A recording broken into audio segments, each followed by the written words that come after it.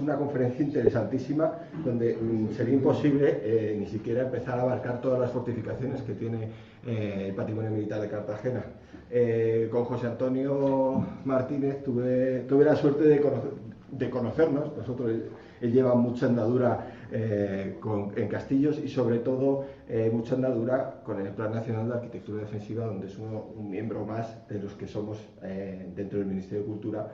Y bueno, en el último que estuvimos en Melilla surgió la idea de poder hacer esta conferencia que había hecho en Murcia y que había desarrollado también para ese ciclo de conferencias de Murcia, pero que mucha gente no había podido disfrutar. Entonces dijimos, oye, a ver si podemos hacer algo parecido aquí en Madrid para traer este conjunto espectacular y maravilloso de fortificaciones que van desde la prehistoria hasta el siglo XX.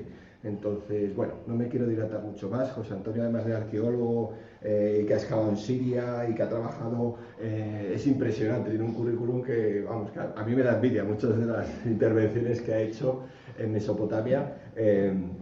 Pues además tiene una ingente labor trabajando con el patrimonio militar desde dentro del ejército y bueno, pues hemos tenido la suerte de que se haya desplazado desde Cartagena y que haya hecho hueco en su agenda para poder darnos esta conferencia aquí en tu casa, José Antonio. Estamos a tu disposición, muchas gracias por venir y perdona por el dislate de... Nada, en absoluto. Bueno, pues gracias a vosotros por haberme invitado, gracias a ustedes por haber venido. Y bueno, vamos a compartir en este rato, vamos a hacer un recorrido por tierras, además en estos días de frío, pues tierras un poco más cálidas del sur. Y bueno, pues creo que antes de empezar, bueno, verán que el título es sugerente, Patrimonio Militar de Cartagena, pasado, presente y futuro. Pues eso, vamos a hacer un recorrido sobre el pasado, sobre lo que está pasando ahora y sobre lo que puede pasar en los tiempos venideros. Porque verán que traigo noticias de rabiosa actualidad, es decir, de cosas que han pasado hace una semana y que estamos en un proceso ahora mismo enormemente dinámico y muy esperanzador en la gestión del patrimonio militar de Cartagena. Bueno, antes de empezar a hablar de Cartagena, yo me gustaría ubicarnos en el contexto geográfico. Para quien conozca Cartagena, pues... pero para quien no lo conozca, bueno, pues creo que es importante conocer el contexto geográfico porque nos vamos a entender mucho mejor todo su sistema defensivo. Es decir, su contexto geográfico ya de por sí tiene una defensa natural muy acentuada. Es una costa que entre Cabo de Palos y Cabo Tiñoso, punta de la Zoya, esto ya es la bahía de Mazarrón, pues es un frente acantilado, un frente muy escarpado con cotas que caen cortadas al mar, como aquí está Cabo Tiñoso, aquí donde están las baterías de Cabo Tiñoso, de Castillitos. Bueno, pues hay alturas de hasta 400, 300, 400 metros. Y lo que encontramos es una pequeña ensenada que es Portmán, encontramos una ensenada que es Escombreras, pero lo que vamos a ver es que en esa parte central de esta costa de Cartagena, en este frente, se abre una bahía, como lo pueden ver, una bahía natural, y tenemos que remontarnos pues a la antigüedad, es decir, una bahía natural de estas características, pues hay muy pocas en el Mediterráneo español, muy pocas. Y además, en este contexto también la posición geográfica es importante porque estamos en ese embudo de entrada y salida del estrecho de Gibraltar, de manera que también tenemos muy cercana la costa de África. Lo estamos viendo relativamente, los que vivimos allí lo vemos que prácticamente diario, la comunicación en pateras que nos están llegando, es decir, que es muy fluido. De hecho, las crónicas de navegantes y demás hablaban, por ejemplo en la Edad Media, que era más fácil cruzar, aunque hubiera más distancia entre pues toda la zona del sureste, Almería, Murcia, que por la zona del estrecho, porque los vientos dominantes, las corrientes hacían difícil la navegación. En cambio, pues es una navegación mucho más fácil.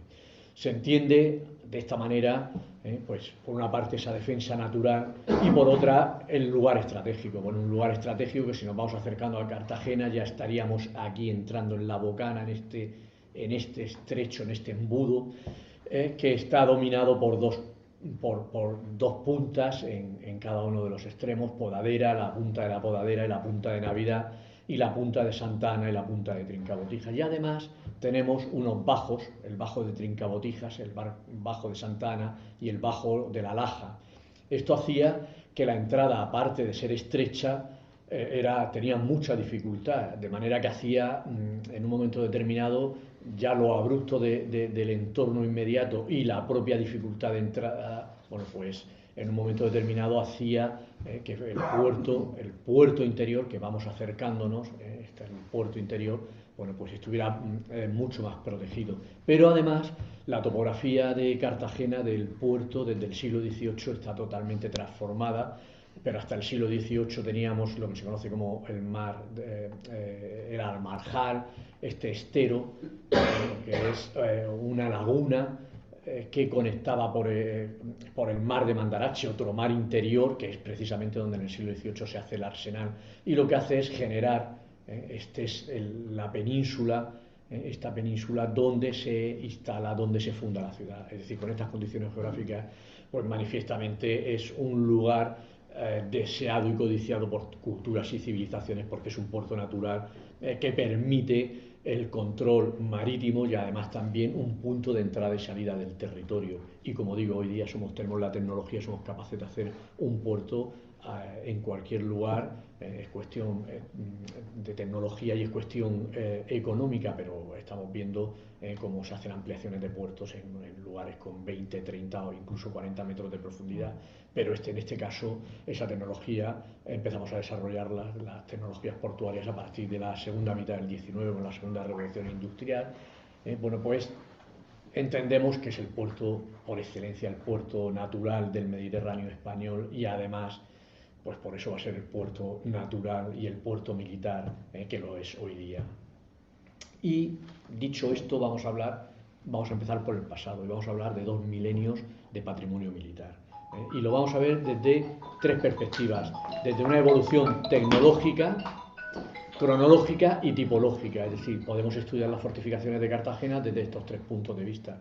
Desde el punto de vista tecnológico, que es el primero que voy a hablar, tenemos que tener muy claro, quienes trabajamos o que nos interesa el tema del patrimonio militar, que una fortificación no es otra cosa que es un elemento para contener, para ofender y para defenderse de las armas del momento. De manera que si no entendemos la artillería, cuando accedemos a un castillo o a una batería de costa, una fortificación, una muralla, si no entendemos la tecnología del momento, no entenderemos la fortificación.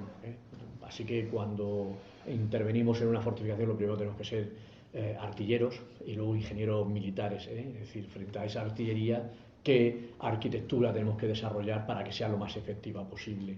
¿Qué sucede? Pues que hoy día nos encontramos prácticamente todas las fortificaciones desprovistas. Lo primero que se hace es, al amortizarlas, pues lo que hacen es desmontar la artillería, de manera que queda muy desvirtuada, ¿no?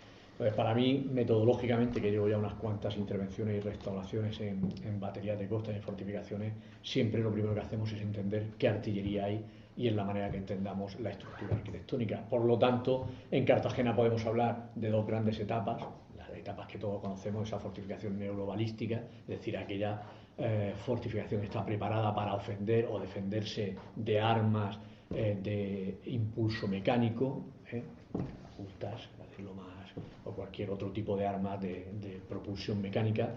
Y en Cartagena tendríamos 2 etapas cronológicas: la antigüedad y el medievo. Ahora lo iremos viendo cuando hablemos de la parte cronológica. Y vamos a tener también una etapa que es la pirobalística, es decir, esa gran revolución que tenemos en la transición en el 15-16, pues que vamos a ver que la propulsión es diferente por una reacción química, la pólvora, que nos va a cambiar totalmente toda la estructura y todo el diseño de la fortificación. Es decir, frente a una nueva arma de guerra, nuevas necesidades, y ya pues las fortificaciones que se señorean sobre el territorio. Yo creo, siempre digo que el paradigma son las murallas de Constantinopla, ¿no?, como paradigma de esa fortificación neurobalística, dominando el territorio, con muchas líneas sucesivas que en un momento determinado pues la artillería otomana la desmonta y igualmente en la península ibérica pues las últimas conquistas de las últimas plazas nazaríes se hace con artillería, es decir, este cambio tecnológico es tan importante que caen imperios y genera nuevos imperios. En el Mediterráneo el imperio otomano de mano de la aplicación de la artillería en la guerra y el imperio español que se genera en este momento y que además vamos a ser, junto con portugueses, vamos a llevar al mundo la primera arquitectura universal, esa arquitectura preparada para esa artillería pirobalística, para esos cañones. Es decir, entonces es muy importante, bueno, pues todo esto también lo tenemos en Cartagena, toda esta evolución, y es una artillería de avancarga, es decir, es una artillería que se carga por la boca, es una artillería de hierro, y vamos a tener una segunda fase en esta cuarta etapa dentro de la artillería pirobalística, que es cuando hay una revolución, esa segunda revolución industrial, cuando conseguimos aceros, cuando la pólvora, tenemos la revolución química y por lo tanto las nitroglicerinas, es decir, con piezas mucho más resistentes y con más capacidad. Es decir, en muy pocos años vamos a ver que de un alcance de 1 kilómetro o 2 kilómetros vamos a pasar de un momento a otro a casi 10, 11, 12 kilómetros de alcance en las baterías de costa. Es decir, es una revolución muy significativa. Esa revolución que es de la artillería la vamos a tener también en la correspondencia en la construcción militar. Es decir, vamos a ver los aceros aplicados a los revestimientos, a los hormigones, es decir, la fortificación que podemos llamar industrial. Y también lo tenemos, todo ese proceso, también lo tenemos en Cartagena hasta prácticamente el plan de reforma de la base naval, es decir, hasta después de la guerra civil e incluso hasta los años 60, 70, con todos los proyectos americanos.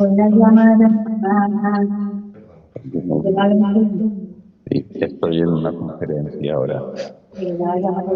No, llámala, pero no. Bueno, pues lo que comentaba, es decir, que toda esta gran transformación la vamos a tener prácticamente hasta hace unos años y bueno, pues vamos a ver los últimos planes de reforma de la base naval después de la guerra civil, que es rematada por la US Navy como una base también naval. Vamos a hacer un recorrido para quien no conozca Cartagena de esta cronológicamente, bueno, pues esa primera fortificación, la muralla púnica, esa fortificación del siglo III, bueno, formada por esas dos cortinas de esta piedra característica con muros perpendiculares generando estas casamatas.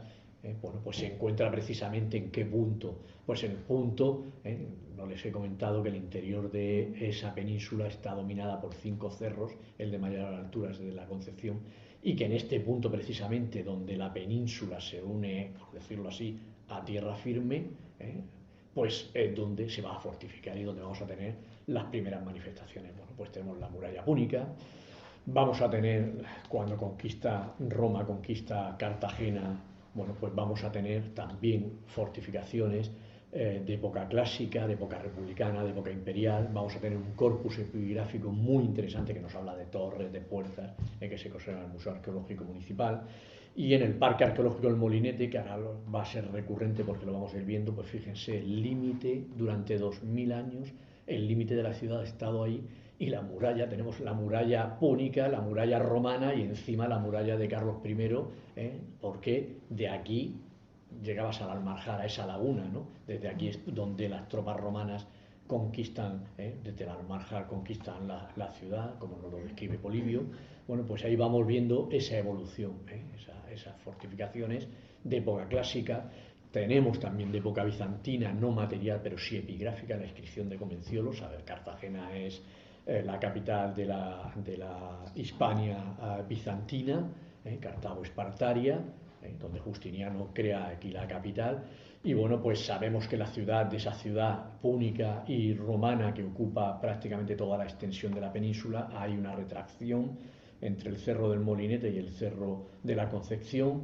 Y bueno, pues precisamente en el teatro romano pues ha aparecido un maquelum, es decir, un mercado, es decir, que hay evidencia de esa ocupación bizantina y, como digo, esa inscripción de Comeciolo, que es interesantísima.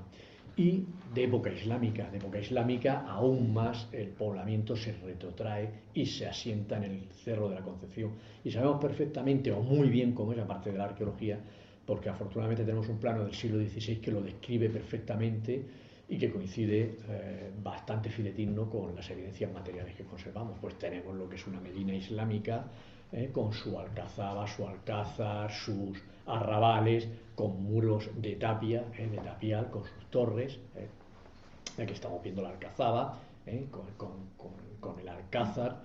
Una tipología muy interesante, es una tipología de planta cuadrangular, jalonado de torres, que la tenemos en Murcia, el Castillejo Monteagudo, la Arache, la Asomada, es decir, es una tipología que se asocia a Inmardanix, es decir, Inmardanix, que lucha contra los almohades y bueno, pues es un momento de esplendor de Al-Ándalus en el sureste peninsular, en la Cora de Tuzmil. Bueno, pues como digo, tenemos esa zona portuaria dominada desde el Castillo de la Concepción, toda la zona portuaria, esta sería la franja costera. Y sin duda, de lo que somos herederos hoy día de la conquista castellana, de Alfonso X el Sabio y de su programa imperial, es decir, Alfonso X el Sabio, cuando es infante, conquista Cartagena, a los pocos años es titulado rey, y él en su política del fecho del imperio y del fecho de Allende, es decir, él quiere ser nombrado emperador por sucesión del Sacro Imperio por vía materna, Beatriz de Suabia, su padre Fernando III el Santo, y Alfonso X el Sabio crea una orden militar, la Orden de Santa María de España, que es una orden militar para embarcarse, es decir, es los precedentes de la Infantería de Marina Española, es decir, una fuerza militar que además ocupa Sale y hace distintas campañas. Lo que pasa que, bueno, pues al final Alfonso X es un adelantado a su tiempo, pero él como emperador quería recuperar ya los territorios que habían formado parte de la cristiandad, y no olvidemos que el norte de África era cristiano, había sido cristiano, y por lo tanto la obligación de un emperador del Sacro Imperio era recuperar estos territorios, de manera que Cartagena es importantísima como plaza naval, como plaza militar para proyectar a la monarquía. Esto, como digo, es teórico, se materializa, pero va a ser la herencia de Alfonso X el Sabio para sus siguientes los reyes, para los siguientes monarcas, y vamos a esperar al siglo XV, XVI, y lo vamos a ver con los reyes católicos. Cartagena va a ser uno de los puntos importantes de proyección de la monarquía hispánica hacia el Mediterráneo. Importante, la torre del homenaje es una reconstrucción, una torre del homenaje interesantísima, porque tiene uno de los programas iconográficos más interesantes, escultóricos medievales, pues ensalzando la figura del rey, de toda su vida imperial, es decir, es una joya. Yo les recomiendo que si van se recreen con todo el programa iconográfico, con todo ese discurso imperial que queda ahí. Y no deja de ser un mojón, es un hito, tiene una gemela que es el Lorca, la Torre Alfonsina, pues esta es hacia el Mediterráneo, ese mojón del reino, y ese hito del reino es el castillo de Lorca, la Torre Alfonsina hacia los nazaríes, y el castillo de Monteagudo hacia Aragón. Es decir, esta es la cuña que en el siglo XIII Alfonso X el Sabio, Castilla, introduce, y habrá que esperar precisamente a ese cambio tan importante que se produce con la unificación peninsular, con la unificación con la monarquía hispánica, y en esa transición tecnológica vamos a tener lo que se conoce como la muralla, se ha conocido como la muralla del Deán, yo le llamo la muralla de Carlos I. Tenemos la suerte de saber que el propio emperador Carlos I está aquí, con esta traza de Miser Benedito de Rávena, estos cubos artilleros, una traza de 1534, y esta traza en 1543, pues, como verán, tiene muchas anotaciones, pues empieza a ejecutarse, y el propio emperador, como digo, sabemos que después de la jornada de Argel, que casi pierde la vida allí, el desastre de la jornada de Argel, regresa a la península por Cartagena, y dicen los documentos que sube al Cerro de los Molinos para plantear y ajustar la traza de la muralla, que es ejecutada, la obra es dirigida por el Deán, por Sebastián Clavijo, el proveedor de armadas y fronteras. Y es tan importante que ya los reyes católicos lo que han hecho es hacer que Cartagena sea de realengo, es decir, pasa a depender de la monarquía. Y Carlos I lo que hace es crear una institución importantísima que es el germen, es el embrión de lo que es hoy día el Arsenal, la proveeduría de armadas y fronteras. Es decir, aquí van a ser donde las galeras de España van a tener un punto de referencia, está la proveeduría de armadas en Málaga, es decir, en los puertos, para proveer a las armadas. Entonces aquí se hace lo que se llama el bizcocho, es decir, sabemos que había hasta 11 o 12 taonas produciendo bizcocho, es decir, es el alimento base de las galeras. Ellos otra cosa que es bicochura, es decir, un bizcocho tiene 2 cochuras, un pan que se cuece 2 veces, es una piedra, pero al remojarse se mantiene muchísimo y es el alimento fundamental de las flotas de galeras y de los tercios que embarcaban en su puerto. Bueno, pues esto es una casa fuerte, es un edificio renacentista del cual quedan trozos, de donde está la antigua capitanía, para que se ubiquen, y como digo es muy importante porque ya Carlos I crea esa idea de que Cartagena es un puerto de proyección estratégica. Desde aquí se me ha olvidado comentar que, por ejemplo, salen las expediciones para la conquista de Orán y Mazalquivir, con Cisneros, es decir, que ya esa necesidad de abastecer a las flotas pues va creando infraestructuras. Y fíjense en este edificio de aquí, que se conserva también, que es la Casa del Rey, la segunda Casa del Rey, la Casa de la Pólvora, es de Felipe II. Y 30 años después Felipe II manda al Fratín, a Antonelli, Vespasiano Gonzaga, es decir, es una delicia porque esos ingenieros que están por todo el Mediterráneo, incluso por medio mundo fortificando, pues están en Cartagena diseñando la traza de una fortificación que Cartagena está en la costa y decir, igual que nosotros atacamos las costas norteafricanas, los norteafricanos, es decir, los otomanos, los berberiscos, atacan y asolan las costas. Y en una de estas se hace una fortificación muy rápida, la primera fortificación abaluartada de Cartagena, que se hace tan rápido en 2 fases, 1770 y 1774, que fíjense, es una fortificación que podemos llamar provisional, una fortificación de campaña, es una fortificación de tierra compactada, para reforzarla se les hinca estas piedras y se les da un revestimiento muy pequeño de yeso, de cal, es decir, una capa muy fina, y es una fortificación que se llama de tierra y fajina. Pues esta fortificación, que es casi provisional, estamos viendo casi 200 años, hasta que en el siglo XVIII se hace la muralla de Carlos III, que continuamente se está cayendo y continuamente los ingenieros militares están diciendo hay que encamisarla, o bien con ladrillo o bien con piedra, pero hay que encamisarla, ¿no?, para reforzarla. Pues es la fortificación y, como digo, construye este edificio que es la segunda Casa del Rey, que conservamos el escudo de Felipe II, que es la Casa de la Pólvora. Aquí se hace una de las mejores pólvoras que se hace en la península. Pólvora que, por cierto, se abastece de una mina en Ellín, se abastece de los salitres y es una pólvora que se embarca en las galeras y que va a Italia y que va a Flandes, es decir, va pues por todos los territorios de la monarquía hispánica. Bueno, pues aquí tenemos esa casa, esas atarazanas y no se construyen barcos, aquí no se construyen, se reparan y se habituallan, es decir, es importante para que tengamos esa idea, pero desde el siglo XVI, desde mitad del siglo XVI se está. Y otra cosa muy importante es toda la fortificación de la costa.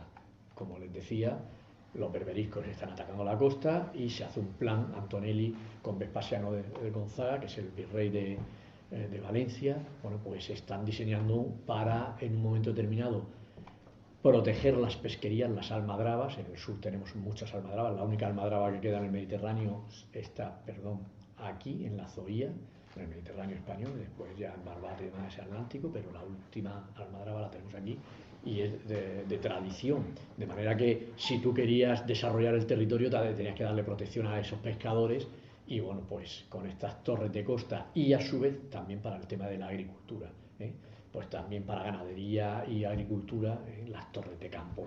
Aquí tenemos unos magníficos dibujos que hacen en el siglo XIX, en el siglo XVIII, a finales del XVIII, Ordovás, en el Atlas Político y Militar del Reino de Murcia, que nos habla de todas las torres, atalayas que tiene el reino de la cual solo se conserva la torre de la Zoria. Y seguimos avanzando. Salimos, esa artillería, empezamos a plantearnos salir de la defensa del puerto desde la misma ciudad. Y se empiezan a plantear la construcción de unas torres que con fuego cruzado cerraran la ciudad. Aquí tenemos el fuerte de Navidad, pero encima tenemos la torre de Navidad, que en un momento determinado, con fuego cruzado, pues podía cerrar el puerto. En esta laja, en este punto también se plantea la construcción, pero va a ser en lo que se conoce como la experiencia de Trincabotijas, hacia 1640, donde estos Trincabotijas, la punta de Trincabotijas que le comentaba antes, se coloca varias piezas de artillería, disparan y ven que cruzan, esto es la Salgameca, llega hasta la Algameca, ya hasta estas escombreras, y que con fuego artillero se puede cerrar la bocana. Y es el inicio de un sistema defensivo que llega hasta el siglo XX. Aquí este es el germen, y cuando hablo sistema defensivo es sistema, no es una batería, es decir, es la interrelación de diversas baterías cruzando sus fuegos. Bueno, pues vamos a ver que ese sistema es Trincabotijas, es Santa Ana, es Navidad y es Podadera. Aquí tenemos este plano precioso de Hércules Torelli que está a finales, principios del 17. Bueno, pues estamos viendo incluso todos los tiros, estamos viendo ya la representación de las balas, los tiros tensos, tiro curvo, tiro tenso, pues este caso son las explanadas artilleras magníficas. Y lo bueno es que la batería de provisional que se hace en Trincabotijas es que empieza a funcionar en 1643. Una flota francesa intenta pegarle fuego a la flota que hay en el interior y no se pueden acercar, se dan cuenta que es muy efectiva y lo que se pide es que sea de provisional, que ya sea permanente. Y empieza este proceso muy interesante que nos lleva prácticamente a la guerra de sucesión, donde ya tenemos 4 baterías, el puerto cerrado con artillería, y llegamos a un cambio dinástico. Voy a ir más o menos, un cambio dinástico que los Borbones, en una situación crítica. España tenía un problema, seguíamos siendo un imperio, pero teníamos un problema, no teníamos barcos, es decir, y nuestra supervivencia estaba en la comunicación con nuestros territorios de ultramar, no colonias, territorios de ultramar, nuestros virreinatos, pues con nuestros territorios de ultramar, tanto en Asia, en África o en América, necesitábamos barcos, era la supervivencia de la propia monarquía. Y estamos en la Ilustración, tenemos unos magníficos personajes, uno de ellos es Patiño, y Patiño crea la Real Armada y crea los departamentos marítimos, es decir, toda la península va a estar al servicio de la Armada. Y los departamentos marítimos es norte, en Ferrol, con su capitanía en Ferrol, mediodía, con su capitanía en Cádiz, San Fernando, y Levante, con capitanía en Cartagena. Y a cada capitanía, a cada departamento marítimo se le asocia un arsenal. Es decir, a esa idea primigenia que tenemos aquí de esas Casa del Rey, de ese lugar donde se habituallaba y se reparaban las flotas, nos vamos a algo mucho mayor, a un astillero. Es decir, a todo eso, de aparte de habituallar y mantener las flotas, vamos a ir a un astillero, vamos a construir barcos. Y es el milagro español. Es decir, España en muy pocos años es la primera potencia naval del mundo. Es decir, aunque le pese a los ingleses, es decir, lo que pasa, bueno, siempre digo lo mismo, es decir, dejamos que otros nos escriban la historia, pues no nos pasa esto, ¿no? Pero fuimos capaces de construir unos excelentes navíos y fuimos capaces de dominar los mares en el siglo XVIII. Y para que vean lo que supone el arsenal, para que se hagan una idea de la magnitud, lo que se hace en 30, 40 años no llega. Esto es Cartagena, esto es en 1721 lo es Cartagena, está sacado un plano original. Y esto es de 1799. Pues fíjense lo que es el arsenal. Si sacamos la superficie del arsenal, prácticamente se ha construido una nueva ciudad, es decir, la misma superficie de la que ocupaba Cartagena en 30 años.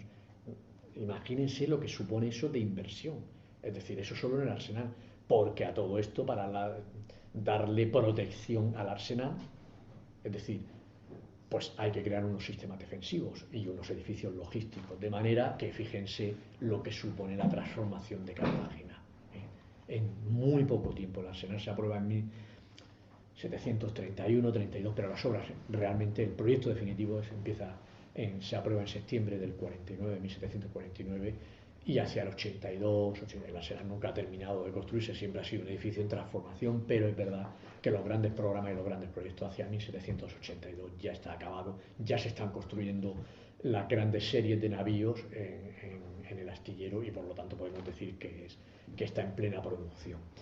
Bueno, pues esto es una dinámica que funciona hasta hoy día, es decir, es la gran base naval de la Armada Española en el Mediterráneo y cuando la Senara ha funcionado, pues hay que defenderlo. Y cuando la Senara no ha funcionado, pues como había poco que defender, pues tampoco me preocupaba mucho por los sistemas defensivos y esta ha sido la dinámica. Y en 1739, es decir, cuando aún 1739-1740, que se están haciendo las obras previas, que es el dragado, es el desvío de las ramblas, es decir, para todo esto hubo que hacer unas obras ingentes de desviar aquí, desviaba la rambla de Benipila, que la desvían aquí, es decir, bueno, pues cuando se estaba haciendo eso ya se empieza a hacer un plan defensivo, que es el plan Panón, donde se despliegan cerca de 300 bocas de fuego entre tiro tenso y tiro curvo, de manera que es el sistema defensivo que cierra prácticamente con fuego artillero. Aquí lo vemos, no se ve con mucha claridad, pero este es el de Panón y este después de Feringán, y vemos cada batería, las piezas artilleras que tiene y qué tiros y cómo se cubren unas a otras. Es decir, es una amalgama de líneas cruzadas, es decir, no había buque que entrara a Cartagena, no había posibilidad de entrar por mar.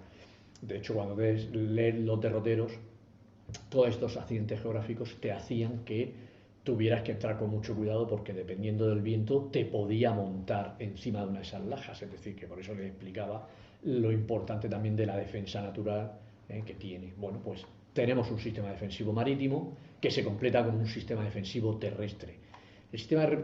Frente a los sistemas defensivos siempre el marítimo ha sido prioritario porque el terrestre siempre se planteaba el enemigo tiene que desembarcar en Portmán o en Escombreras, la caballería puede impedirle, es decir, es muy difícil que pueda, pero hasta que Cartagena pues se subleva en 1873 y claro, no estaba preparada entre comillas y se rinde por sitio y por bombardeo, pues precisamente por tierra, por mar inexpugnable. Bueno, como digo, una muralla de 5 kilómetros abaluartada, pero muy criticada y muy cuestionada posteriormente por los ingenieros. No tiene obra adelantada, no tiene foso, no tiene hornabeque, no tiene nada, ningún tipo de obra.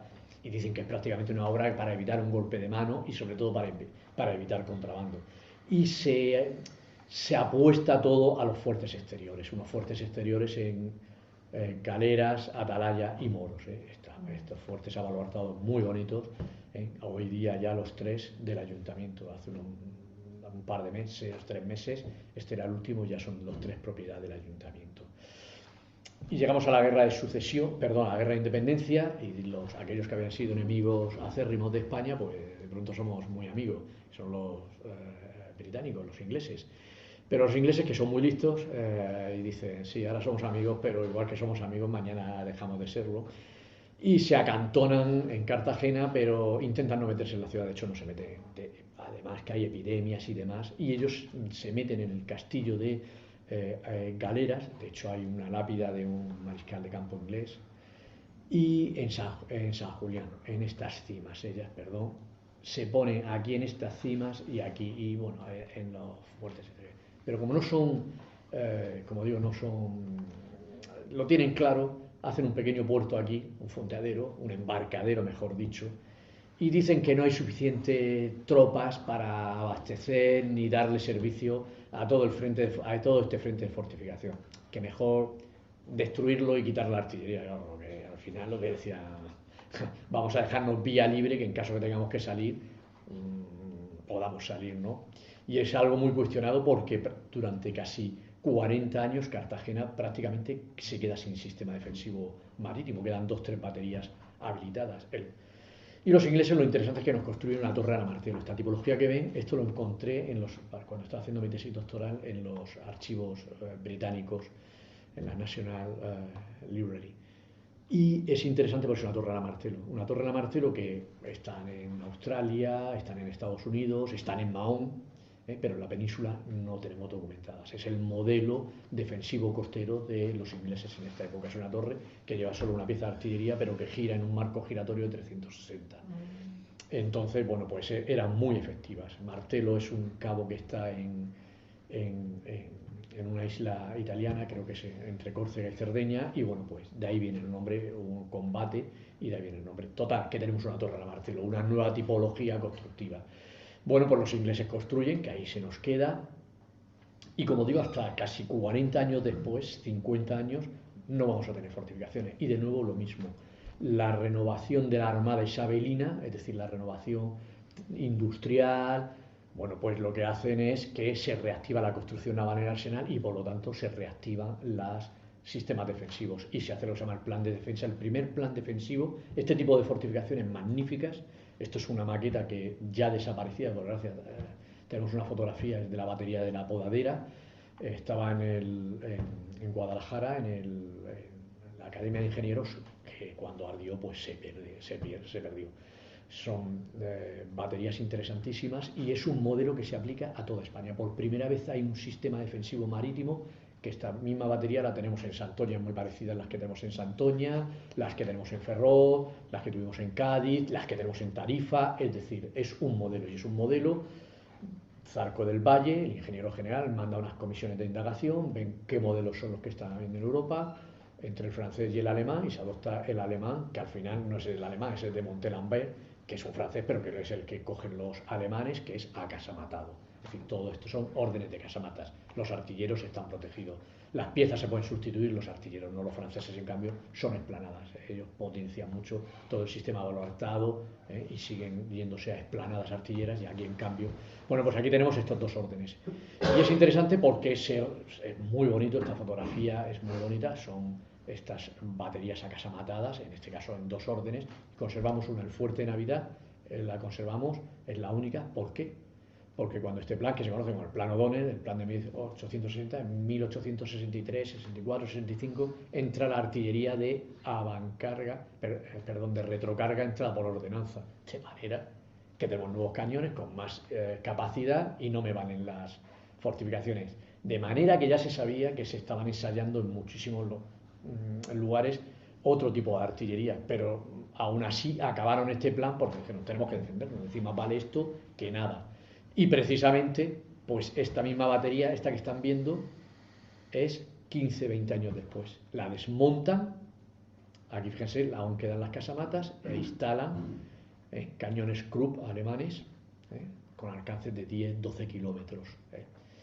Y todas esas baterías acasamatadas, tenemos una colección fotográfica excepcional que se conserva en el Palacio Real, de ese plan de defensa de finales del 19, que es lo que estamos viendo, es desmontando la misma batería, con las dos tipologías diferentes, los dos modelos, las casamatas para artillería y esplanadas para grandes piezas en trincabotijas baja. Bueno, pues esta es esa revolución tecnológica, que fíjense las piezas magníficas que tenemos. Estos son de producción nacional, son Ordóñez, son los buses Ordóñez, que se están fabricando en Trubia, pero fíjense, en 20-30 años la revolución tecnológica, como decía, esos aceros, esas pólvoras, esos edificios que se van a transformar, y la aplicación de todo, la electricidad en este momento. Lo que se hace además es iluminar, empezar ya con otra tipología, con proyectores de costa de exploración, es decir, a 10-12 kilómetros necesito proyectores que iluminen el frente marítimo a 10-12 kilómetros. Ojo, los barcos, los acorazados, a los que se tiene que estar montando esta artillería. Es decir, que es que estamos ahí en un duelo entre la artillería marítima y la artillería embarcada. Bueno, pues aquí estamos viendo las centrales eléctricas y toda la electrificación, todas las baterías de exploración, que es magnífico también. Otra colección magnífica de 1907 de toda la electrificación. ¿Y qué sucede? Pues que seguimos avanzando. Y llega un momento que dice, vale, sí, tenemos posiciones del siglo XVIII para 2 kilómetros y nos estamos metiendo piezas de más de 10-12 kilómetros. Es decir, es que le voy a pegar al de enfrente.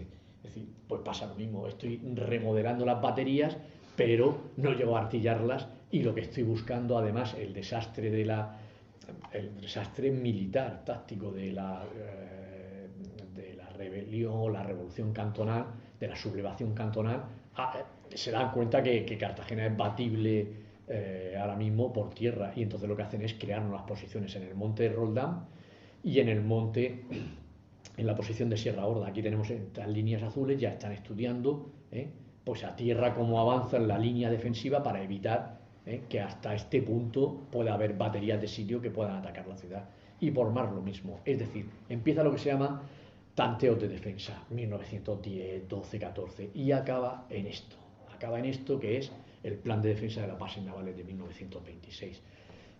Bueno, pues es un plan avanzadísimo que Ferrol, Cartagena, Mahón, bueno, pues que estamos viendo con baterías ya antiaéreas. En la Primera Guerra Mundial ha aparecido una nueva arma y frente a una nueva arma ofensiva, nuevas armas defensivas, las baterías antiaéreas. Esto funcionaba eléctrico, es decir, estamos hablando que esto lleva una dirección de tiro eléctrica, es decir, se movían, el telémetro le pasaban las órdenes y esto movía en automático, lo único que eran los cargadores de lo más avanzado. Y hoy que se ha inaugurado una exposición de la reina María Cristina, Victoria Eugenia, perdón, sí, bueno, pues es la relación tan estrecha que España en este momento tiene con Gran Bretaña, y por eso tenemos los cañones más avanzados, que son estos cañones Vickers Armstrong, que estos se construyen con licencia, pero estos se construyen en Gran Bretaña. Y lo más importante es que estos cañones, que ya tienen alcances de más de 30 kilómetros, lo que tengo que hacer es llevármelos,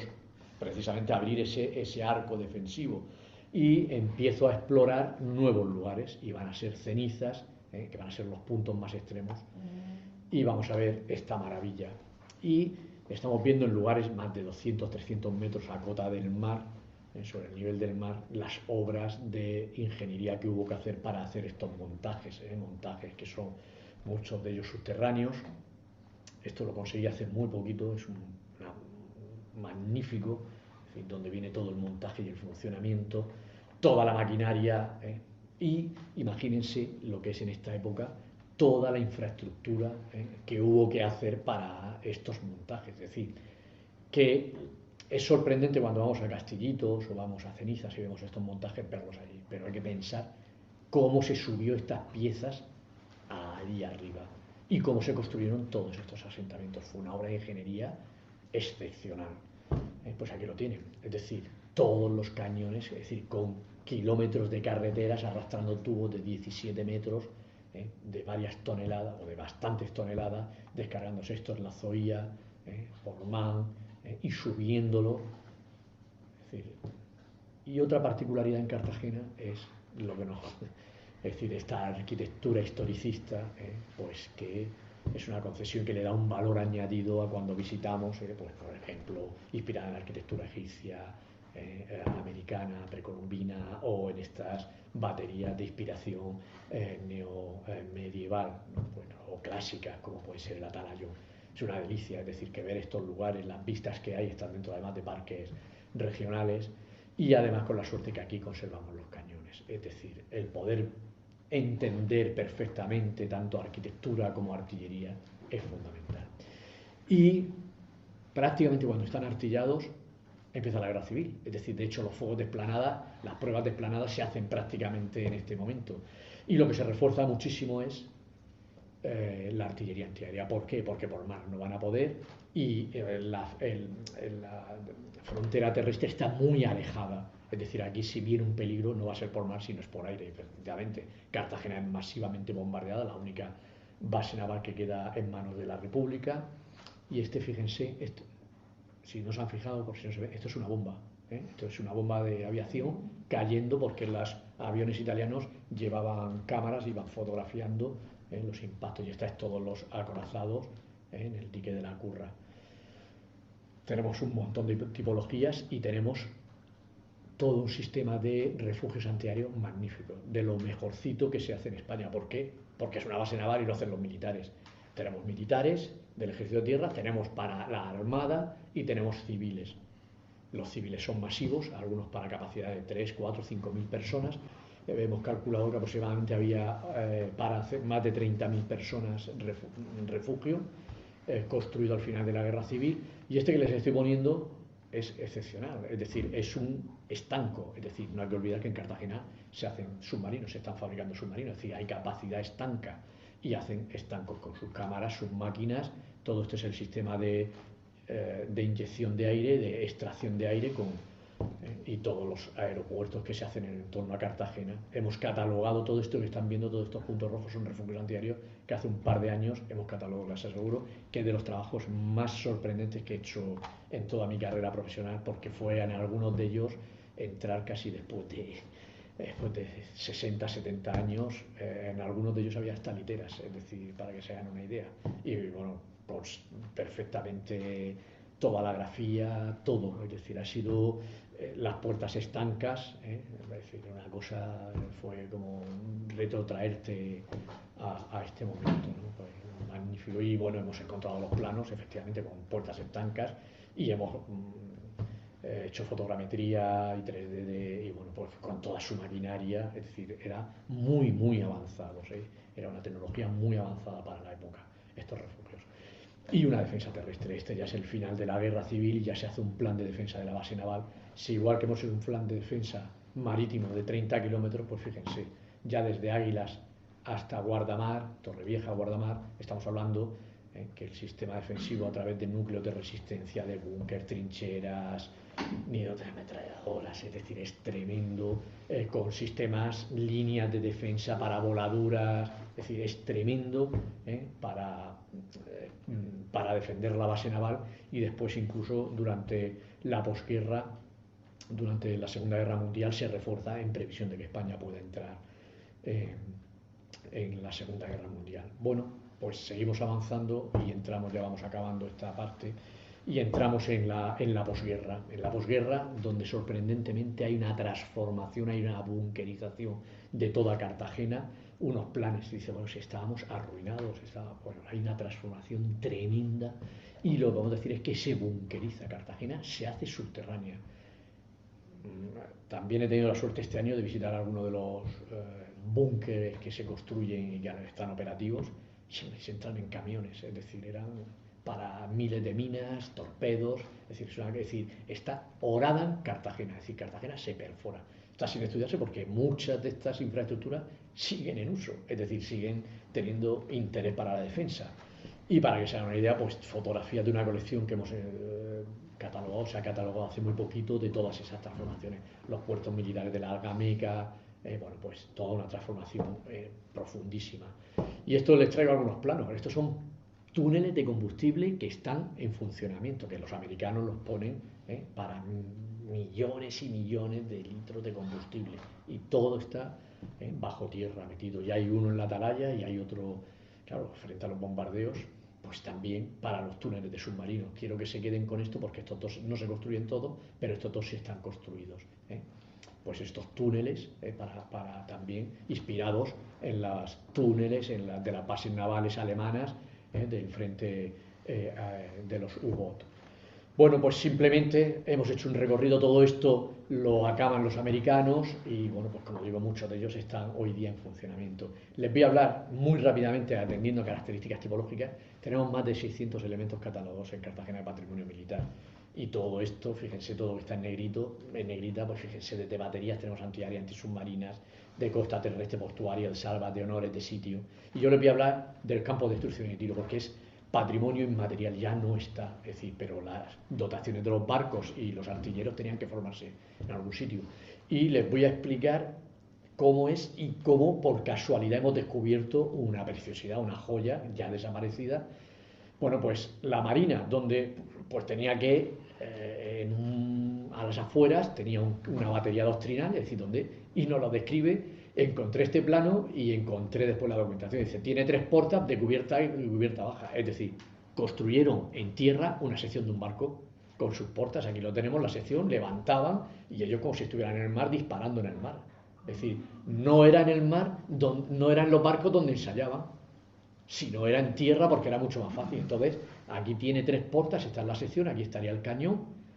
Sacaban el cañón, lo ponían en batería, no batería, y tenía hasta 3. Entonces todas las tripulaciones de los barcos, las dotaciones de artilleros de marina, y este era de marina, y tierra tenía otro. Y esto es una fotografía de 1928. Me pongo a hacer zoom para ver las fortificaciones y tal, y de pronto haciendo zoom digo, esto qué cosa más rara. Sigo haciendo zoom y qué cosa más rara, y sigo haciendo zoom y digo, pues esto son fortificaciones, estos son trazas de fortificación. y ya, claro, me pongo a buscar en plano, me pongo y de pronto empiezo a encontrar batería tal, polígono y veo que efectivamente que es un polígono de tiro, que es la batería donde los artilleros de tierra, es decir, del ejército, ensayaban y entonces hacían, tanto ingenieros como artilleros, hacían lo que se llaman las escuelas prácticas, es decir, hacían ensayo todos los años pues de cómo hacer una fortificación en trinchera o cómo hacer una batería determinada, y todo esto que estamos viendo, perdón, son los redientes de una fortificación, es decir, y al final tenía un espaldón donde disparaban. Todo esto desaparecido ahora mismo, ya no existe, pero gracias a esto tenemos evidencia material. Es una cosa que descubrí hace unos meses, relativamente hace poquito. Y por último, también campos de instrucción, es decir, esta fotografía que la conseguí en un anticuario es magnífica, porque aquí están, pues yo creo, los familiares aquí de espectadores, y están aquí, bueno, pues en Torreciega es justo aquí al lado, perdón, aquí al lado en Torreciega, pues están haciendo esas maniobras, pues lo mismo para artilleros, pues para infantería, ¿no? Son esos campos de prácticas de maniobras que desaparecen y que también forman parte de ese patrimonio. Ese campo de instrucción lo tenemos en Tentegorra y lo hemos tenido hasta hace muy poquito, y el campo de tiro, y bueno, pues es una tipología que nos saca de esa tipología 6 o 7 ejemplos concretos. Vamos a hablar muy rápido del presente, en 10 minutos quiero acabar para ceñirme al horario. Año 92, un periodo de crisis, es el único parlamento regional que ha ardido en democracia. Esto es el parlamento autonómico. La antorcha olímpica del 92 es cortada por los antidisturbios, una reconversión industrial muy fuerte por la entrada en la Unión Europea, que obliga a una reconversión industrial muy importante. A su vez, el Plan Norte, la disolución de los regimientos de artillería de costa, de manera que Cartagena llega a perder demografía, llega a perder en el censo población, es decir, muchos militares se van con sus familias y hay un problema. Es decir, aquello que ha sido para la defensa nacional, nos encontramos que de la noche a la mañana, al desafectarlo, pues pasa a ser elementos patrimoniales centenarios, y pues lo que pasa en España, pues al ataque, ¿no? Tenemos expolio, y empezamos a ver que todas esas propiedades que eran de un solo propietario pasan a muchos propietarios, y estamos viendo pues desde el año 93-94 todo esto que era de defensa, pues vemos cómo se ha ido transformando y han pasado a otros usos civiles. Todo esto son un listado de intervenciones para que se hagan una idea, pero dado la magnitud del patrimonio militar, es la magnitud de las intervenciones que tenemos. Esto son 46 intervenciones, hasta multimillonarias muchas de ellas, algunas intervenciones de 10-15 millones de euros, como es la transformación de muchos edificios. Bueno, pues en los ministerios adquieren las fincas, el Ministerio de Costas, para que nos entendamos, para que no haya especulación, y lo que está haciendo Costas es mantener esta batería. Es decir, casi toda la batería de costa, la mayoría de las baterías de costa, pertenecen al Ministerio de Medio Ambiente o Transición Ecológica y Reto Demográfico. La Armada pues también tiene sus museos, ha cedido una buena parte del patrimonio, que ahora lo veremos. Todos los grandes edificios militares, cuartel Presidio de Esclavos, Real Hospital o cuartel de Antigones, ha pasado a ser sedes universitarias, una transformación muy importante. Yo creo que sería una conferencia interesantísima todas esas ciudades que han transformado su patrimonio militar en sedes universitarias. Hablamos de Alcalá de Henares, hablamos de Cartagena, es decir, ciudades que han apostado por esos cuarteles. La Universidad Católica también está en la batería antiaérea de los Dolores y también está instalada a las afueras de Cartagena. La autoridad portuaria está interviniendo en los entornos de las baterías. Particulares están, Telefónica ha comprado, hay los cuarteles de la batería de Cabo Tiñoso también lo ha comprado, y quien mayormente gestiona ahora mismo el mayor propietario junto con Costas del Ministerio de Medio Ambiente es el Ayuntamiento de Cartagena. Pues tiene todas estas baterías, ha restaurado el Fuerte de Navidad. Aquí algunas imágenes de la rehabilitación de esta batería a Casa Matada de mitad del 19, único ejemplo. Bueno, pues algunas de la rehabilitación que hicimos en el año 2007, que se finalizó en el 2007. Bueno, pues todas las casamatas para artillería, el antes y el después. Esta es la que estamos restaurando ahora mismo, se acaba en unos meses, la batería de San Leandro. Esta es Navidad y es magnífica porque después de Navidad la siguiente que se construye en esta, es decir, esto es una batería industrial. de manera que se va a explicar muy bien con estas 2 baterías rehabilitadas, pues se va a explicar muy bien la evolución de la artillería. Es una maravilla. Estas son pruebas de iluminación, está en la bocana del puerto, y bueno, pues para que vean también en primicia pues ya algunas imágenes. ¿Y qué está pasando? Pues que el ayuntamiento se ha quedado Fajardo, Defensa ha cedido Fajardo y el Monte de Galeras. Es decir, todo esto ahora mismo es del ayuntamiento y todo esto es del ayuntamiento. Es decir, una ingente. Y esto es una hoja de un plan director que hicimos en el año 2000, en el cual decíamos que aquí habría que aprovechar los túneles de submarino y que uno de los submarinos de la serie 60 que se iba a dar de baja, que se musealizara en estos túneles. 25 años después tenemos la satisfacción, aquí lo poníamos, además están los textos, esto se lo pasé a la alcaldesa, le dije, 25 años después es una satisfacción ver que la idea, bueno, pues esto es desde el 21 de octubre. Este submarino, el Tonina, ha sido cedido, es decir, los túneles ya fueron en junio cedidos al ayuntamiento, y la Armada ha cedido este submarino que va aquí a este túnel. Es decir, esto es el boletín oficial del Estado del 29 de octubre, es decir, hace algo más de un mes. Pues a 25 años después ya lo tenemos, es una realidad. Y la alcaldesa además está apostando, y con el almirante, es decir, y es presidente de la autoridad portuaria, por llevar... y esto es de hace una semana. Este es Antonio Catalá, de la AC. No sé si les suena la batería en Derrocat, una de las en Palma de Mallorca, pues él quiere hacer en Derrocat, en Cartagena. Se va a Fajardo. Fajardo es este cuartel defensivo precioso de mitad del 19 con sus tambores, es una maravilla, una joya. Bueno, pues va a optar por rehabilitar todo ese entorno y hacer un hotel de 5 estrellas modelo en Derrocat, y bueno, pues ahí está. Es decir, como decía, esto es novedad. Esto hace 2 meses, cuando di la conferencia en Cartagena, no lo dije porque no, es decir, no era una realidad. Consecuencia, pues 200 cruceros, 265.000 cruceristas solo, es decir, es exponencial. Cartagena ha cambiado, pues consecuencias, un destino turístico, es decir, que es ya innegable que el patrimonio, la gestión del patrimonio está cambiando sustancialmente. Y les estoy hablando del patrimonio militar. Si les hablara del patrimonio clásico, romano y demás, o modernista, pues estaríamos hablando de otra cosa. Y para acabar, en 2 minutos, le hablo del futuro. El futuro es muchas veces difícil de predecir, pero una de las cosas que tenemos clara, hicimos una actualización hace 2 años de un plan director, y lo que dijimos, se le presentó a la alcaldesa, se lo ha presentado también al ministro de Cultura, que hay una cosa evidente, y es una lógica, que intentemos, si intervenimos sobre el patrimonio militar, que intentemos funcionar con la lógica militar. Cuando había un solo propietario, que era el Ministerio de Defensa, pues había una unidad de gestión. Entonces dijimos, pues necesitamos una unidad, un criterio de gestión único. Es decir, que todos los propietarios tengan un foro y una manera de entenderse y de cómo intervenir sobre este patrimonio.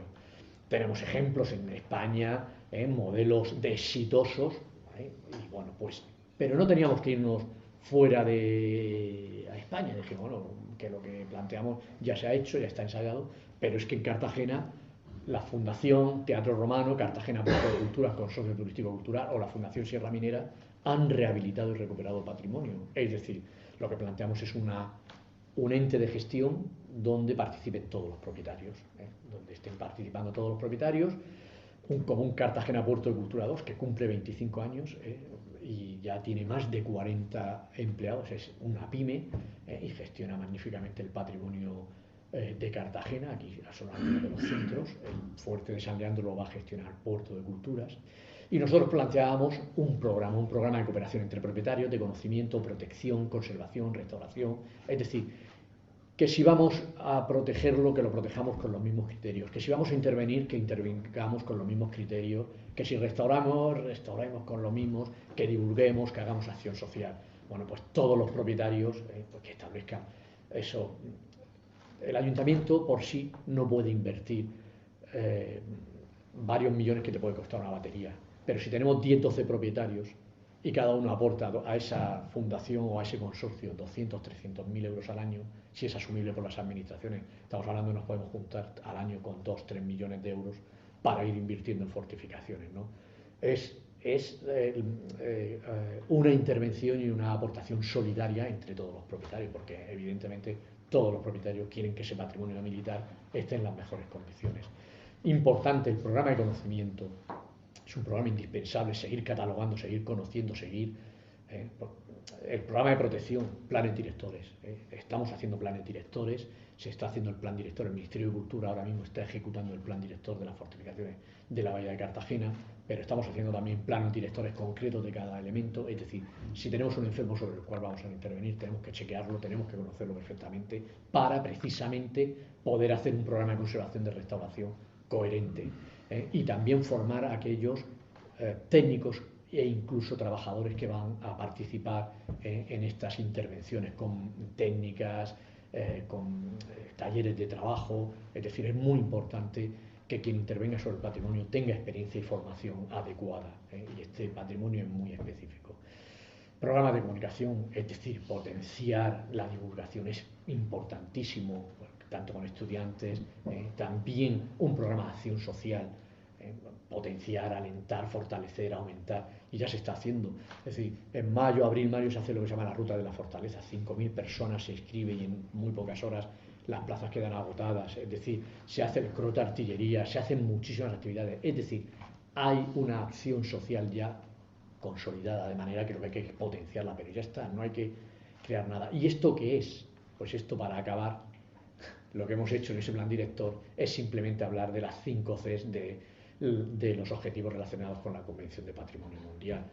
Esas políticas de conservación, de comunicación, de política de participación de las comunidades, de creación de capacidades, es decir, que los técnicos que intervienen, políticas de credibilidad sobre ese patrimonio, no deja de ser en lo que estamos trabajando ahora. Y porque esos objetivos que hemos planteado es porque además Cartagena empieza a plantearse el interés de ser patrimonio de la humanidad, o plantear a que sus fortificaciones. Estamos trabajando muy inicialmente en una candidatura conjunta. Yo tengo el privilegio de ser el representante en el comité científico de Cartagena, del ayuntamiento, y es muy incipiente, pero estamos trabajando en una candidatura conjunta de las fortificaciones hispánicas en el Mediterráneo, en la cual pues Cartagena, junto con Tortosa, Mallorca, Malta, Orán, Mazalquivir, Túnez, es decir, estamos ahí trabajando para esto que les he estado explicando, es decir, pues tenga una proyección universal. Y como dije y me despedí en la anterior conferencia, el objetivo de Cartagena no es ser patrimonio de la humanidad, no debe serlo, debe ser la consecuencia, debe ser la consecuencia. Es decir, si somos patrimonio de la humanidad en un futuro será porque hemos sido capaces de desarrollar ese programa de intervención. Que no lo somos, no pasa nada, pero si hemos trabajado en esos objetivos, habremos hecho cosas, Entonces es muy importante el objetivo, no ser, yo esto lo digo porque si no lo que puede crear es frustración, es la consecuencia. Lo hemos hecho bien y como consecuencia, pues al final hemos sido capaces de ser patrimonio de la humanidad. Y bueno, pues esto es rápidamente, hemos hecho, me he pasado creo 2 o 3 minutos de esa hora, hemos hecho un recorrido sobre ese pasado, sobre ese presente y sobre ese futuro, y quedo a disposición si hay alguna duda, alguna pregunta, pues de respondérsela.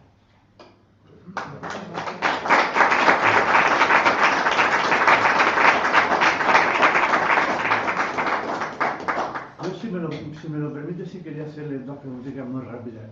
¿Cómo está el proceso de restauración de la batería de San Leandro? Que yo paso muy a menudo por allí, soy de Cartagena. Y luego, si hay previsto algún tipo de actuación en los castillos que rodean, Galeras, Atalaya, San Julián, que ya sabe que están en un estado demencial.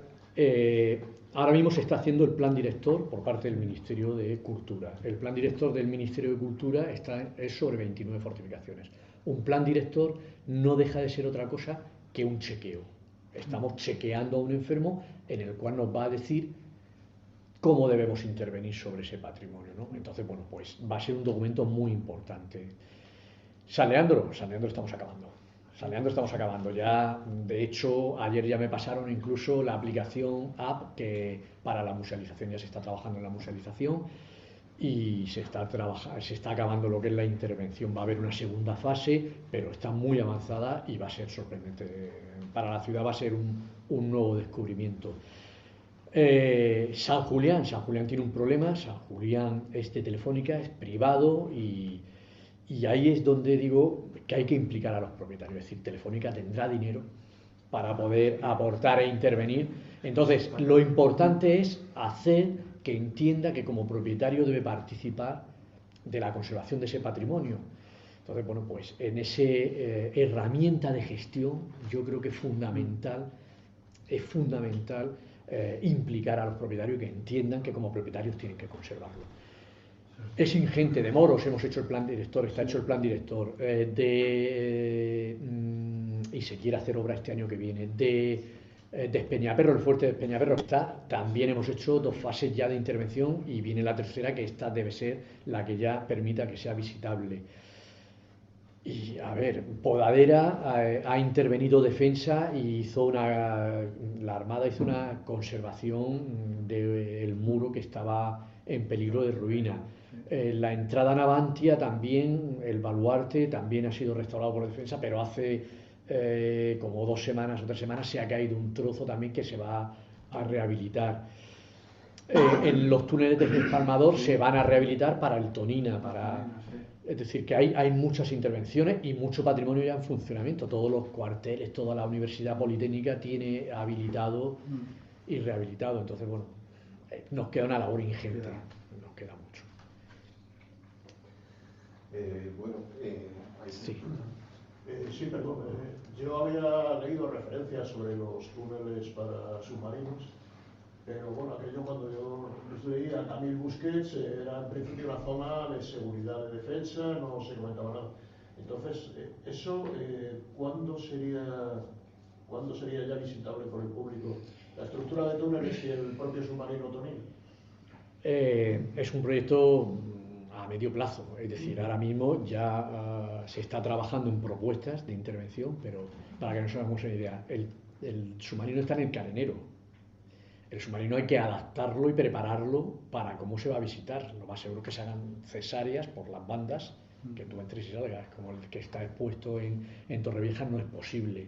Entonces, eso hay que trasladarlo ya, pues habrá que ver cómo lo trasladamos, porque si tú tienes hechas las cesáreas, es una barcaza autonivelante, los túneles están colmatados. Ahora, de hecho, Traxa ya está interviniendo en ellos, porque allí se ha vaciado, están terrenos contaminados, allí ha habido baterías, ha habido combustible, allí hubo en los años 70 un desguace de barcos, es decir, la zona se está ya trabajando en descontaminación y paralelamente se está trabajando en un proyecto de adecuación, ya no solo de los túneles, sino de toda la zona de Fajardo. La autoridad portuaria tiene una inversión multimillonaria que esa ya sí se está ejecutando, se está haciendo un camino nuevo, ensanchando el camino, y allí va todo el atraque de salvamento marítimo, Guardia Civil. Hay 2 baterías de costa que están cubiertas, la del Apostolado y la batería de Salvas, que están cubiertas de escombro, que se van a desescombrar y se van a sacar. Entonces, bueno, pues que es decir, hay una intervención que nos va a llevar años, pero para que nos hagamos idea, el Teatro Romano se ha tardado más de, 25 años y se sigue interviniendo. Es decir, que esta de intervención en patrimonio, pues me entiendo que será por fases. Si hace el ayuntamiento, me imagino que lo que va a sacar es un concurso para el uso de ese espacio, se presentarán empresas y se le adjudicará a una empresa el uso del espacio. En este caso, pues si hace, o cualquier otra empresa hostelera se presenta, pues hará su proyecto, tendrá que visarlo por la administración y se ejecutará. Pero estamos hablando de unos años, es decir, a una media de que pensemos 5 o 10 años sería un plazo para empezar a ver cosas materializadas. El proyecto de San Leandro, que lo vamos a ver ahora, lleva casi 3-4 años entre que estudios previos, proyectos, se saca contratación, se ejecuta obra, es decir, que son intervenciones a ese plazo. José Antonio, la verdad es que te doy la más sincera enhorabuena, porque menuda conferencia nos has dado, en la que nos has pasado desde época prehistórica hasta la actualidad. A mí me surgen tres dudas principales, y muchas más, sobre todo cuando vamos a ir a verlas allí, y creo que hay una visita incluso en barco, ¿no? que te hace ver las posiciones desde la parte, desde donde se vería por un atacante. La pregunta, una de ellas es cuando algo que no había pensado desde la geopolítica medieval, que resulta que Abderramán III puja y lo que hace es plantear Almería como puerto fuerte y como fortificación, abandonando lo que era desde época romana Cartagena como importante, y cuando Alfonso X llega, realmente lo que hace es quitar ese poder que había tenido en época califal y que ya no mantenía de igual forma Almería, y vuelve otra vez a Cartagena y se empieza a desarrollar. Es algo que he pensado... Sí, pero hay que entender que Almería y todo el tema de los nazaríes y demás, es decir, que aún está la frontera nazarí, es decir, que era un puerto... Es decir, que Alfonso X el Sabio los puertos que se encuentra es Alicante y Cartagena. Lo que pasa con la sentencia de Torrellas, Alicante ya pasa a Aragón, y entonces se queda como puerto dominante en el 13 es Cartagena. Es decir, después vendrán otros puertos nazaríes, Málaga, cuando se conquiste Málaga, otros puertos, pero claro, hay que entender que en este momento Cartagena es el puerto. Sí, porque es que Abderramán III era contra los fatimíes y por eso potencia Almería y deja a Cartagena. Efectivamente. Y me ha sorprendido en esta conferencia ver que... De todas maneras, Cartagena es un puerto importante en época islámica. Es decir, de hecho, la excavación del teatro romano ha permitido sacar materiales interesantísimos, y nos habla de materiales del norte de África, incluso de Oriente. Lo que pasa es que muchas veces hacemos la historia con las fuentes textuales que tenemos, pero por ejemplo Ibn Jubayr, cuando vuelve de su peregrinación a través del Islam, que recorre medio Islam, vuelve por Cartagena. Es decir, es un puerto significativo. Es verdad que Almería es un puerto califal importante, es un puerto militar, pero por ejemplo en época Mardanisí el puerto uno de los puertos importantes es Cartagena. Por eso esa fortificación que estamos viendo es paralela y gemela a las que estamos viendo en el entorno de Murcia, de las fortificaciones del entorno de Murcia, o en el castillo de la Asomada, que comunica Cartagena con Murcia. Entonces, bueno, eso ha fluctuado, es decir, que ha ido, pero un puerto natural de estas características nunca es abandonado como tal. Es decir, siempre... me ha llamado mucho con la Renovatio Imperii también que hace Alfonso X, también recuperar esa potencia que tuvo Cartagena, sumado a que además en el otro lado están los nazaríes, que están en vínculos con los tunecinos, que necesitan... y la otra pregunta era, es que hablar del número debe ser muy difícil, pero y sobre todo que seguís documentando, como veo, fortificaciones, incluso tenéis un número ahora mismo catalogado que podéis decir, hay tantas fortificaciones de todas las épocas. Más de 600. Vamos a poner entre 600 y 650. ¿Y el término municipal? Es que ya, vamos a ver, la fortificación no entienden de término municipal. No, pero es decir, las fortificaciones defensivas, el patrimonio militar de Cartagena no entiende de demarcaciones administrativas, entiende de lo que tiene que entender, de ser operativas. Obvio. Y por lo tanto, al final de la guerra civil y después de la guerra civil, las de guardamar, aunque estén en otra comunidad autónoma y en otros municipios, es patrimonio militar para la defensa de la base naval de Cartagena. No podemos abordar con la concepción administrativa que tenemos ahora, porque no lo es incluso en Huercalovera, que ya está en Almería. Es decir, el patrimonio militar de Cartagena hoy día está al menos en 3 comunidades autónomas: Murcia, Almería en 3 provincias: Murcia, Almería, Alicante, y 3 comunidades autónomas: Andalucía, Murcia y Comunidad Valenciana, y municipios muchísimos. Es decir, no, lo decía por esa política de otros ayuntamientos. O sea, hablaba de cuánto tiene Cartagena en kilómetros cuadrados de término municipal, porque entiendo que hay más. O sea, yo, al catalogarlo, he obviado el término municipal. He pasado de término, me he ido a la realidad, a los planos de los ingenieros militares, que les daba igual por dónde iba el término municipal. Ellos, los accidentes geográficos y puntos que había que dominar en tierra para evitar que los tanques pasaran, o donde tenía que haber trinchera, o donde tenía que haber... Es decir, y llevamos más de 600. Y si me cojo las tablas y me cojo tal, pues yo estoy convencido que dentro de poco tenemos 650. De hecho, el otro día encontré una, ¿no? Es decir, cosas tan curiosas como patrimonio militar, para medir la milla. Entonces los barcos tienes una cosa medida que van para... Pues eso es patrimonio militar. para correr la milla y saber la velocidad de los barcos. Y eso está en la plana y la zorilla y los tienes ahí con que se están cayendo, pero ahí lo tenemos. Entonces, pues está catalogado. Dos curiosidades más para esto que me surgen. Una es, existe del Cantón, de la época del Cantón y del asedio del Cantón, porque creo que fueron 9 meses, ¿no? O algo así. ¿Existe alguna posición? O sea, o se tendrá conciencia, pero ¿existe materialidad de alguna posición de ataque? Es un trabajo que está por... Vamos a ver, hay un trabajo, las conocemos todas las posiciones donde estaban exactamente y tenemos planos y lo tenemos todo. López Domínguez en sus memorias, planos excepcionales, pero son baterías de sitio provisionales, de tierra y fajina, es decir, de troncos y demás, que eso después se desmonta. Sabemos exactamente, o con cierta exactitud, dónde estaban ubicadas, porque evidencia material, yo no la conozco, es decir, yo no la conozco. Es decir, no la conozco, pero igual podría haber algo, pues se podría intuir algo, pero es verdad que son muy provisionales, eran al final pues una cosa que con el paso del tiempo acaba prácticamente, pero sí podemos ubicarla físicamente, no tenemos ningún problema para ubicarla, de hecho las tenemos ubicadas.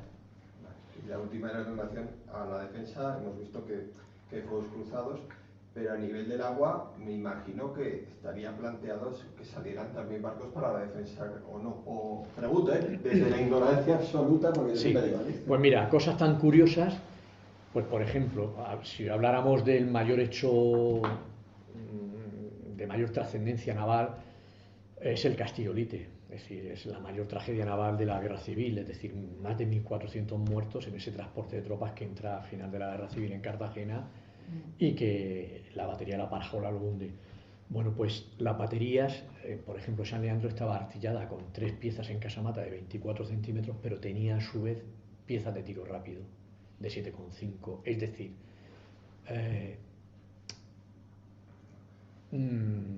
las baterías lo que tenían eran sistemas complementarios defensivos. Por ejemplo, en esta época se ponen ametralladoras, es decir, tienen cañones. Y luego, por ejemplo, tenían, interesantísimo, también están los planos, todo el puerto, la bocana del puerto tenía todo un sistema de torpedos, igual que lo tiene Mahón, en la estación de torpedos fijos. Es decir, porque las minas, es decir, eran torpedos fijos y móviles, después ya les llamamos minas, pero eran torpedos. Y eran por eléctricos, estaban fondeados, había una estación, todo con el cableado, y en caso que, de hecho, esto está operativo en el 98, con la guerra de Estados Unidos, está operativo todo el sistema, ya hay un plano donde está todo el cableado submarino y donde están todas las minas puestas. Había barcos, es decir, había barcos que salían, pero lo normal es que era suficiente la artillería para proteger los barcos, para no sacrificarlos. Es decir, había torpederos en Cartagena, lanchas torpederas rápidas, pero lo general con las baterías era más que suficiente. Es decir, y además estaban puestas precisamente a distintas cotas, unas para dispararle, como decían, a las cofas de los barcos, otras para batir. Las de tiro curvo son para batir cubiertas y las de tiro tenso para batir bandas. Entonces, por eso las baterías son de morteros o obuses o de cañones. Y luego tienes, como digo, de tiro rápido también para batir cubiertas. Entonces, no era necesario apoyarse en barcos. Es decir, casi lo que hacías era utilizar las dotaciones de artilleros de los barcos en caso necesario para reforzar las dotaciones de las baterías. Vale, muchas gracias. No sé si hay alguna otra pregunta. En internet simplemente voy a leer un comentario y le doy el paso. Dice Ignacio Javier Crespo: enhorabuena, José Antonio, como siempre, muy didáctico y apasionante. Ha sido un placer escucharte. Un abrazo. Sí, gracias, Ignacio. Es que he olvidado el nombre y me gustaría recordarlo. El fuerte que nos habías comentado de la tipología británica. Es una torre a la Martelo. Eso es San Julián. Está en San Julián dentro. Cuando se hace el Castillo San Julián, el Fuerte San Julián, ya en la segunda mitad del 19 mantienen la torre. La torre es de 1812, pero la torre se conserva y se mantiene dentro del castillo. Muchas gracias. De nada. Pues no sé si habrá otra, si no, pues Nos gusta siempre dar o servir a la cultura con más cultura, como es este impresionante libro que se hizo sobre las fortificaciones de Carlos V, que yo creo que a lo mejor ya lo tienes. Porque si no lo tienes tenemos otra opción, pero bueno. Sí, pero que estupendo, es decir, que es un libro... Sí, que ¿lo tienes? Sí, pero que no pasa nada. Sí, lo tengo, sí. Pero bueno, si no, ahora hablamos y por eso dejamos otro, que es un regalo. Pues nada, que un regalo estupendísimo. Muchísimas gracias. Gracias. Muchísimas Y un gracias. fuerte aplauso.